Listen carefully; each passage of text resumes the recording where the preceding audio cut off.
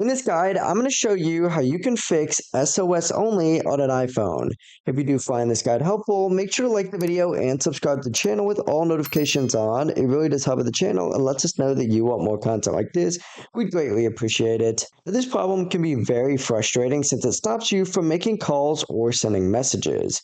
First things first, what I recommend doing from that SOS screen is swiping down from the top right corner of your screen to open up the control center, and from here just tap on the airplane mode icon and wait 5 to 10 seconds and then tap it off again to turn it off. What this is going to do is refresh your network connection, and often that is enough to fix it. Now, if you're still only seeing SOS, what you're going to want to try and do next is a force restart. To do this, get out of the control center and press the volume up button once and then the volume down button once, and then from here, hold the side power button until the screen goes black. Now, when that Apple logo does appear, release that button and wait for your phone to start up again. If that still doesn't work though, check your SIM card.